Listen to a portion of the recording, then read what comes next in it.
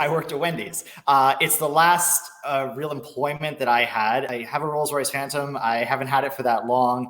And honestly, I did want Wendy's. Where are you at today as an investor? Are you just holding firm? Are you aggressively buying? Are you panicking? Is your hair on fire? To be frank, I'm actually quite proud of our tenants and our portfolio, both the residential and commercial, because everybody was able to keep things calm and cool. It can be scary when you see the premier of your province say like, well, if you got to choose between food and rent, I know which one to choose. And you're like, it's rent, right? Where am I in the big scheme of the economy?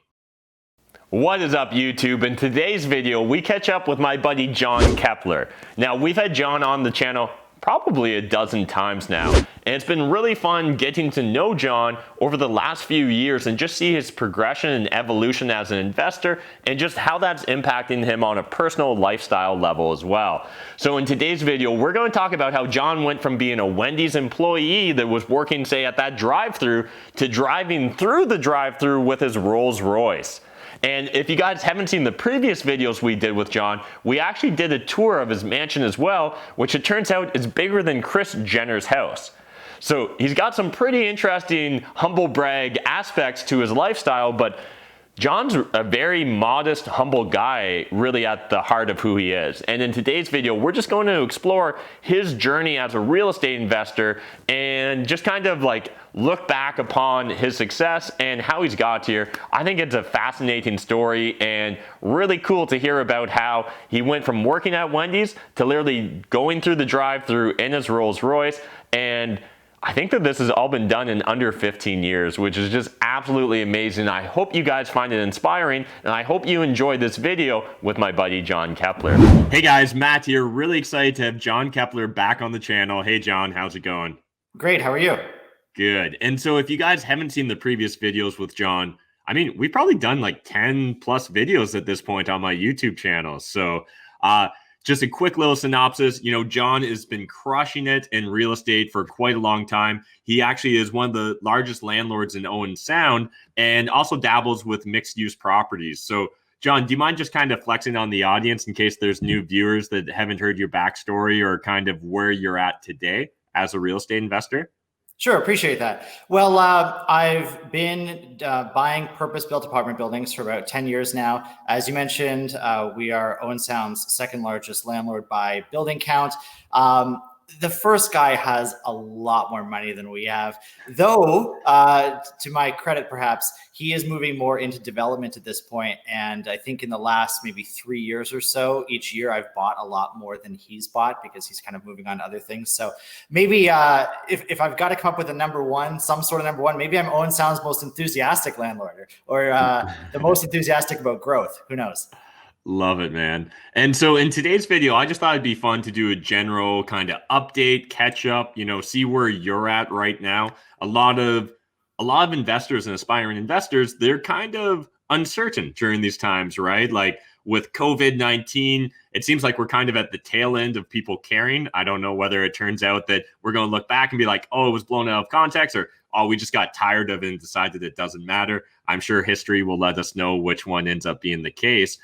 But I'd love to hear just where you're at with your investing, what your experience has been so far. But even maybe before that, this just kind of came to mind. But recently, I forget whether it was an Instagram story or a TikTok. You were driving in your Rolls Royce and you went to Wendy's, right? And there's a bit of a backstory there. Do you mind just kind of talk? One, I bet that it's not often that people stop in at Wendy's in their Rolls Royce. But two, what was the significance behind that? Because I think it's important, too, that people understand from my channel that there's a lot of self-made people that come through the channel. It can be easy to check in with us, you know, 10, 15 years down the road once we've been building the empire, but you're completely self-made.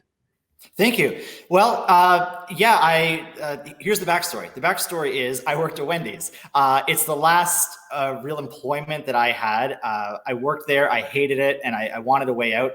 Ultimately, after a series of steps and missteps, real estate became the way to stay out. I started some other businesses that allowed me to initially quit, but then ultimately I treaded water for a period of time until I really got going with real estate.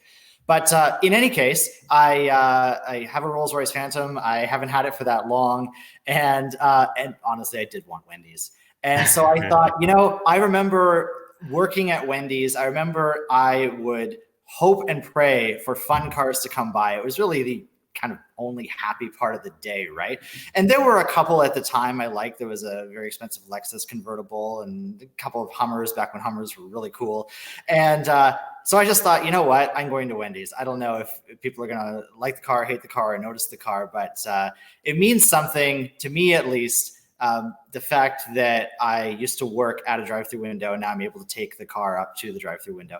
And I think years ago, the first nice car I ever bought, I think I remember taking it through Wendy's drive-thru and thinking, oh, I finally got one. This thing isn't old and disgusting. I actually have a good car that I'm happy to take through. So I guess I was also keeping that going, right? So just kind of bringing through the car and remembering where I came from. Yeah, it's so cool. And especially like I've got a lot of the people in my social network now, they've been grinding hard for 5, 10, 15 years. And it's awesome to see everyone starting to cross off bucket list items, right? Also, you've got an amazing background right there. So again, for anyone that's new to the channel and new to Jon's story, we've shot a handful of different videos at Jon's mansion. We actually did a walking tour of it, and it was bigger than one of the Kardashians' houses, right? Kris Jenner, Kardashian mom. Yes. Okay, Kardashian mom, yeah.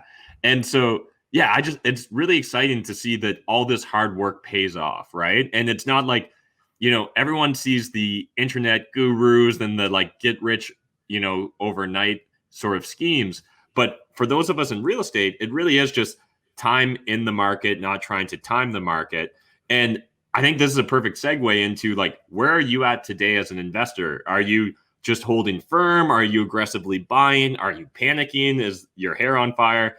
What's going on in the world of real estate with Jon Kepler? Well, certainly not panicking. I think there was a certain amount of, if hesitation isn't the right word, maybe a very brief period of time where we all took a step back, even in a 24-hour period. You wake up in the morning and you go, today is the COVID strategy day, right? And you draw out a couple of options. What is our worst case scenario? What is our best case scenario? And so I think, like every other prudent investor, perhaps my heart skipped one beat while I took a bit of time during a business day or a couple of business days to formulate all possible outcomes from that point forward. But I was never panicked. First of all, I really like what I own. I purchased it very purposefully. And the idea that all my investments could suddenly go south wasn't really a narrative that I thought made any sense. I didn't think it was likely. The whole time I've built my portfolio, my thought has been, if things go wrong in Ontario or if things go wrong in Canada, who falls and in what order? So even 5 years ago, you would look at what real estate investment trusts, REITs would buy. You'd look at their low cap rates and you'd look at all their debt and you'd think, well, when are REITs going to fall if there's a problem? And when would I fall in relation to that? Let's presume that society goes away. If society goes away, I go away, right? So how would that fall look like if it were to hypothetically occur? And I just felt that we were well positioned. So in terms of initial thoughts on COVID and how we decided to handle things when nobody was sure what would happen, I dumped a bunch of cash into an account where our mortgages come out. And I thought, if we have an Armageddon scenario, nothing bounces. We dump all the cash here. And then all we do is wait and work on problems as they come up. And so then that first of the month, I'm thinking live here, was that April 1st? Yeah. Right. Yeah. So April 1st was the day. I think around March 15th, March 20th, people started saying, hey, what's going to happen? We don't know. And then people had about 10 days to wonder. And we had a positive month that month. We didn't have any enormous issues. And ultimately, I feel that I, without knowing it, have been working for years to ensure that I was positioned right, because it's not going to go up consistently without a pause for decades and decades. And I felt that we did okay. I like, beyond just not panicking and kind of using your own internal fortitude to stay the course. I also like that sometimes there are problems and sometimes they are to be worked out, and that doesn't mean that you should be panicking in the moment. So especially commercial wise, and maybe we'll have questions about that in a second. So there were a lot of unknowns in terms of what help there would be or when or how the government would step in. Yeah. And our response to that was, let's take this day by day. Let's take this week by week. And even just hitting refresh every morning on Google News, there was always some shift in terms of how the government was putting context around things or promising how they would get involved. And I feel, to be frank, I'm actually quite proud of our tenants and our portfolio, both the residential and commercial, because everybody was able to keep things calm and cool. When we had some non-payments and we sent out some letters, we sent out compassionate letters. We said, we're going to figure this out. Subsequently, the government did announce some things and it was figured out, right? The government was able to keep residential tenants liquid. And then subsequently, they came up with a plan for commercial tenants. We could talk about that too. But everyone was able to stay calm until more facts came in. And ultimately, I'm quite happy and positive. I don't think that we've taken on very much damage at all, if any. Yeah, I appreciate you sharing that perspective. And I think there's several really important points you made there that I want to just kind of explore a bit further. So the first one being, like, you took a day or two to kind of get your bearings. I literally did the same thing. I think I probably ended up taking a week just because I've got a lot of different active businesses and a couple passive businesses. And I was like, you know what? Yeah, I need to get some perspective here, because it can be really easy to find yourself in a small echo chamber. Like maybe you're only checking out one Reddit forum or only one, news source, and they may be giving a very different perspective than other sources. For myself, I know that you were one of the guys I called, right? I literally went through my Rolodex and called every other large landlord I know and just hey, can we just talk? And I just want to talk things through, get everyone else's perspective, because it can be scary when you see the premier of your province say well, if you got to choose between food and rent, I know which one to choose. And you're like, it's rent, right? Absolutely. Well, that was a horrifying statement. And I very much appreciate the call that you and I had that day. I think that we covered off a lot, and all of us were buzzing that day, trying to just understand what we were being presented with. That wasn't the ideal commentary from the premier. Yeah, absolutely. And then the next big point you made was, where am I in the big scheme of the economy? And this is something I always think about as well, because there's a lot of different things we can focus on during an extreme situation or a black swan event like COVID-19. We can worry about the worst case scenario. And the worst case scenario is you lose everything, right? That's always technically a possibility.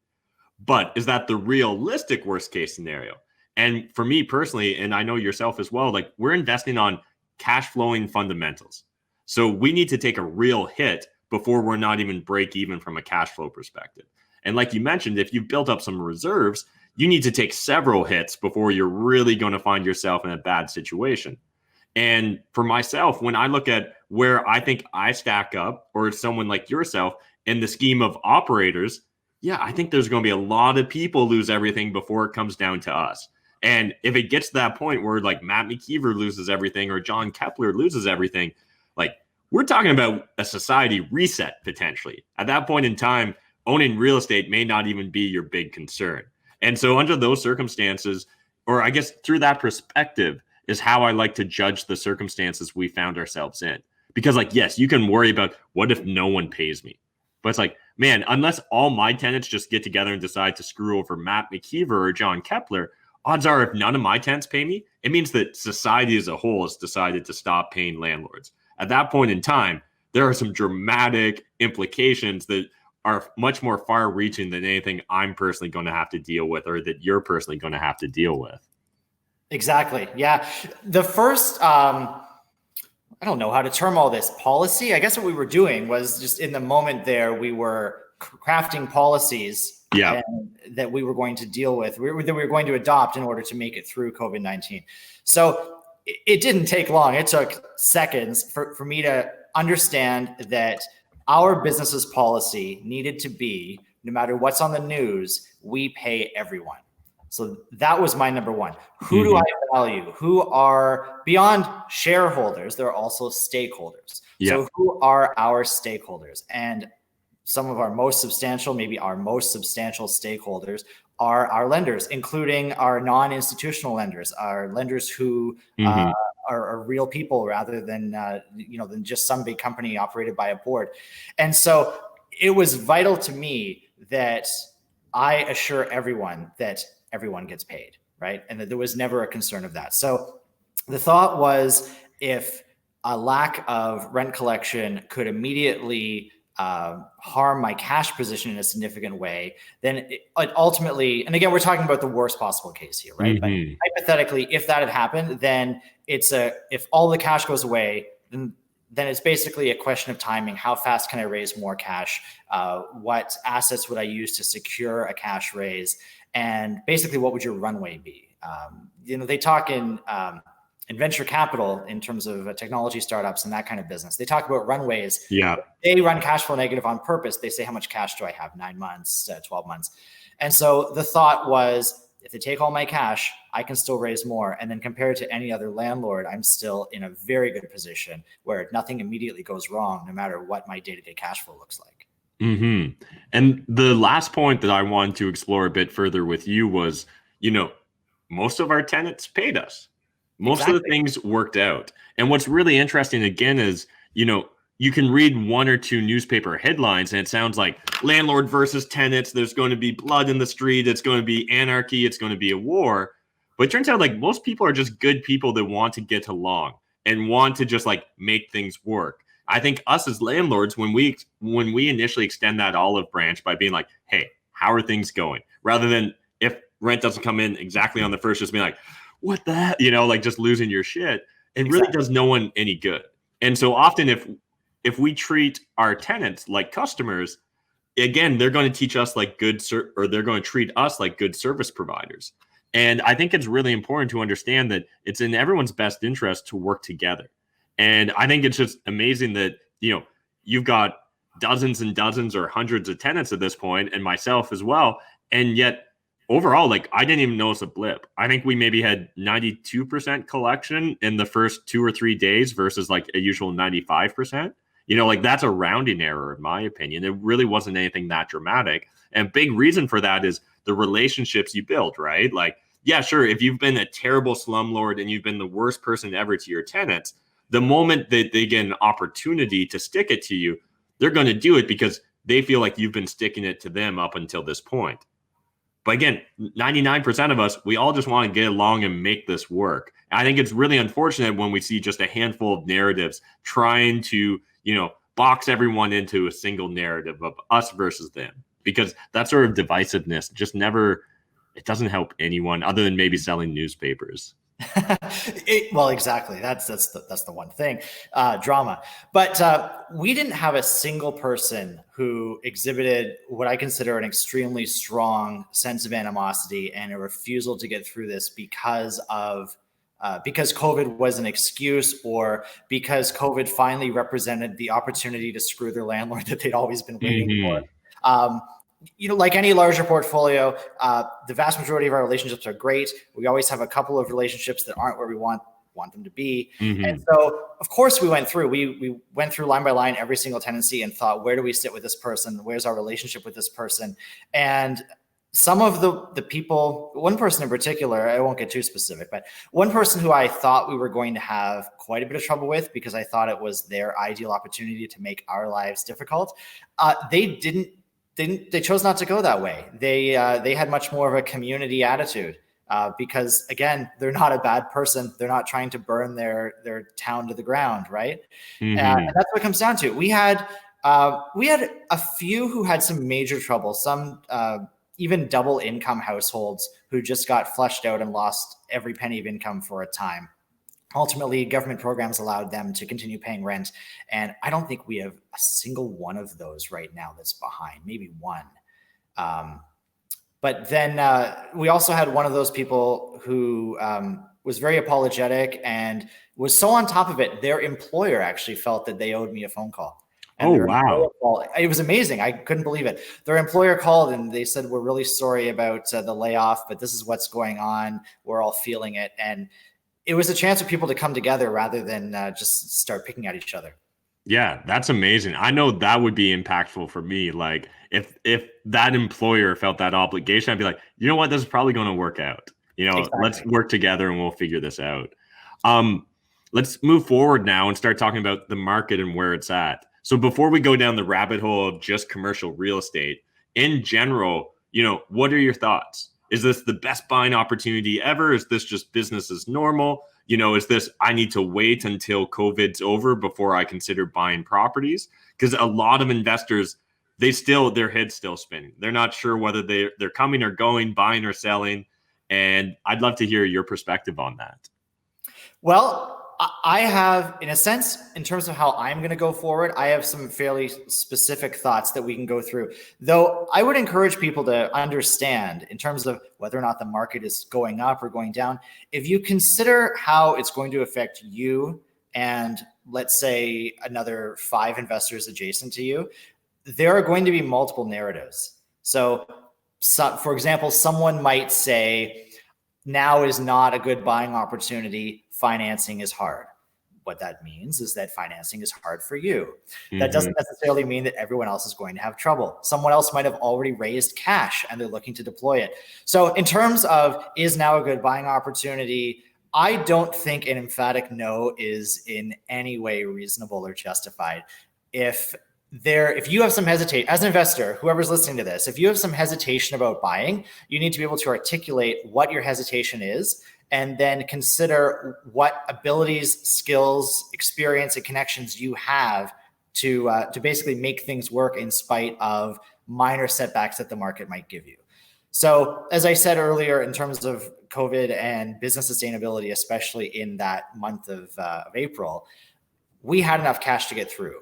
I knew that if things got bad, I might have to raise more cash. Things didn't get bad. I went out and I raised more cash anyway. I got a little cut back on the one deal I decided to proceed with because the lender had some COVID-19 related concerns, but that's okay. I still raised the money. So I was still in a good position. So I think now is a good time to buy because I view the Canadian economy very positively in terms of where it's going to go long term. I think that many of us agreed on a narrative maybe even 1 year ago of how things were going to go in the mid to long term. And I have not heard any credible arguments for why that has changed. We all know that there were housing supply restrictions. Those restrictions have not disappeared. There are a variety of reasons why well-maintained cash flowing real estate would have been a good investment long term as of a year ago. And the narrative just hasn't been altered in any substantial way. Yeah, I think that's a really important point is right now, the investors or aspiring investors that I come across that are really in this analysis paralysis, this kind of panic mode of should I be buying or should I not? When you push on kind of their thought process, it's very rare that you're going to find a specific objection, right? Like it's more just a generality. It's just kind of like general drama that they're bringing to it. For me, it's like, well, do the numbers work? Does it fit your business model? Like what's the real concern? For me personally, when we're talking about residential real estate outside of student rentals, I don't see any reason why a rental category would be dramatically impacted. Student rentals, I think, maybe are a little bit of an interesting situation right now. And I know you don't have a lot of student rentals, but I'd still love to hear your opinion. For myself, I've always owned student rentals, still do own a few student rentals. And for the last few years, I've been mildly concerned about student rentals, not because of COVID-19 or even virtualization, because I never suspected that they would be able, I thought the trade unions of professors and support staff for universities and colleges were too strong and we wouldn't see a dramatic shift towards virtualization. I was concerned about a potential debt bubble with students and whether maybe eventually people would stop valuing it that well. Now with the general shift towards, classes online, a lot of schools are deferring for a semester and just going to go completely online. Do you have any thoughts or opinions on that? Yeah, my thoughts aren't as well developed or time tested as yours when it comes to student rentals. Officially, we don't own student rentals, though we do rent to students. So there are some students who will just rent apartments from us with what we call standard lease. especially early in my career, I remember the first time this happened. I remember the first time someone got something like 9 months of rent from OSAP and just said, "Here you go." And I thought, wow, this is not sustainable. You're just paying us with 100% debt that came solely from the government. Wow. And so I think I was probably somewhat hesitant about that. But student rentals are a specialty. And the idea behind getting into any specialty is that you need to be paid for your expertise. And the reason that you are doing the interesting thing instead of the most safe, most boring thing is because you want some upside for your efforts and your frustrations. So again, I don't want to sound like I'm more invested in the student market than I am, because anytime we rent to a student, we could be just as happy pivoting and renting the space to a non-student. But I hope that as things have been good over the last several years and cap rates have been higher than other comparable types of investments, that cash has gone right into the investors' pockets and that it more than covers off. And I think the idea, if you can look back and be happy with how you've run your numbers over a longer period, hopefully you see that maybe there was this big COVID-19 blip, but that over 5 years or 10 years, you still did better than if you had a different asset class and there was no blip. Yeah, I think that's a great point. And for me right now with student rentals, it's hard for me not to think back to 2012 and even 2009 here in London, Ontario specifically. I don't expect you to know this, John, but both in 2009 and 2012, we had riots by Fanshawe College. And in 2012, it was actually on quite a large scale where national news picked it up and things of that, and immediately depressed the market with student rentals, especially in the neighborhood. I literally had the fortune or misfortune to go firm on a deal before closing, though, and that's when the riot happened. And it was literally, how did that work? It was like there was a house on TV, and it was 4 houses down from our property. So wow.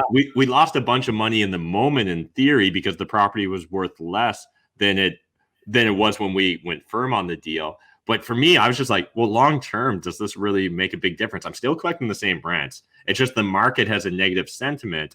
But I doubt there's going to be riots every year. In fact, if anything, I suspect there's going to be less riots in the near future because, the government and the police force are going to want to really step in and try and, keep this from becoming a reoccurring pattern here in London. Absolutely. Well, it's funny, in stock market investing, people very quickly get to the point where they talk about dollar cost averaging. It's one of the most basic principles where if you buy a stock and you believe in it and then it goes down, but no fundamentals have changed, then it's no reason to get upset. You just buy more. Right. And so that you bring down your average cost. So if you liked real estate, you liked your investments, and you think it's not necessarily acceptable to admit you've made a mistake, you bought it because you were right, you still feel that you were right, then if an opportunity comes up to buy it for less and it's frankly on sale, then go ahead and buy it for less. Get your dollar cost averaging down, and presuming that that your thesis is correct, you're in the same position or better off than you were before. Yeah, that's a perfect analogy, actually. So let's transition now into an area of your expertise: commercial real estate, mixed use buildings. What's going on there? What's been your personal experience with your portfolio, and what are your thoughts towards the future? And obviously, neither of us have crystal balls, but I do love playing what if. So let's just enter into that playground. Of course. So I'm going to break this up into 2 forks because, again, it's nice to pat myself on the back and say that we've done well. We have done exceedingly well with commercial real estate through COVID-19. I feel a little strange saying that because I feel that some of my colleagues who are smarter than me haven't necessarily been as fortunate. It's for a couple of reasons. I think part of it is our tenant mix. I think part of it is, frankly, the fact that the individuals who have signed the commercial leases with us are just excellent people. Could have easily signed someone on who looked the same on paper, but was a little less ethical when it came down to dealing with problems like this, unanticipated problems, pandemics. But everybody has been wonderful to deal with. We had a couple of very short-term issues where we had to work things out. Again, I respect our tenants' privacy, and I don't want to give too much personal information or identifiable information, just because I value my relationship with them, and I don't want them to think that I'm giving out their own private information. But we haven't had any disasters, and in terms of government relief, we haven't had to do anything drastic to cover that off. So I said I break this into two forks. So we've been very fortunate. I am very happy that we've been able to build our portfolio correctly so that it could weather something like this. In terms of where it's going, some other landlords are having trouble today in terms of having certain types or classes of tenants and their ability to pay rent on an ongoing basis. I mean, restaurants are getting destroyed. We're very fortunate that we don't have any eat-in restaurants. So I think that, in terms of the food service anyway, the sector that is most at risk is not a sector that I have exposure to. So that's helpful, I suppose. But again, we talked in general terms a few minutes ago about where things are going to go long term. And if you liked a narrative a year ago, it's unlikely the narrative has changed. I have had certain hesitations about commercial real estate, even as I've been bullish on it for the last several years. And I think the Amazon effect is something that is at play now more than ever. It's funny because I think certain members of the public are only talking about Amazon now, though you and I were talking about it. There's a video, one of our videos. You and I were talking about it previously. And I know there have been informal discussions for a few years now at minimum about the Amazon effect. And my response to that is that across the industry, everyone is going to have to extract more value out of every square foot of commercial real estate space that they have. So if you go to Home Depot and you look at the sales floor, you notice that very high up on the shelves, they're storing large items, right? Home Depot happens to have a warehouse feel, but really they're part retail, part warehouse. And you look at other types of spaces, Winners, for example, they're somewhat basic looking in a way. Maybe that's different, actually. That's a bit of a marketing pitch as well. But there are businesses that are transitioning. They're using some of their space as warehouse space. They're using some of it as retail space. Obviously, this whole situation has caused us to pause and think back to what we know. One thought I had that I haven't had for years and years. Back in the 90s, there was a business called Consumers Distributing. You can Google it, but I don't even think a lot shows up on Google anymore. Most of it's been scrubbed. But they had a business model that was revolutionary, but it failed because it was too early. And they would pay retail prices to rent retail space, and then they'd use it as a warehouse. So I remember as a kid, I personally walked into a Consumers Distributing, and there was a front desk, and that's it. You think it's going to be an enormous space. You walk in, there's no space. And it's just a front desk with a person behind the counter. And that's all, because they were using all of the retail space as warehouse space. And the idea was that you would order through a magazine, and then you'd phone perhaps, and then you pick it up in person. So that didn't work because it was early and the internet wasn't what it is today. But that sort of model is still where we are. So you have to take advantage of things like curbside pickup, which is now virtually mandatory at times with the pandemic, and use that to boost your sales and get. I don't know what number I'm comfortable saying, but you get 3 times what your sales used to be, or maybe up to 10 times what your sales used to be per square foot, so that you can justify your space as a business that's leasing space. And that's where we are. That's where we were going to go anyway, and the pandemic has only made it happen faster. Yeah, I think that's actually really interesting. And I think maybe taking that analogy to restaurants, I think we're going to see a lot more ghost kitchens, right? Where they don't necessarily need that front-facing patio. They don't need the dine-in option. They may not even need a pickup option. They may literally just use Uber Eats, skip the dishes, and other platforms in order to service their customers, and focus more on just like not having that retail space, because the retail space is the most expensive for the restaurant, right? It's having that killer location where you can drive foot traffic or tourist or whatever it happens to be, the niche that you're targeting. Absolutely. Ghost kitchens are a great example. Yes, definitely. One thing I have been thinking about a fair bit is, when you listen to gurus or personal development speakers, they'll often tell you that to form a new habit, it takes 3 to 8 weeks. And so I can't help but think we're past 8 weeks now in regards to how long we've been under quarantine. And for myself, it naturally makes me curious whether will we see long-term changes in consumer patterns and behavior.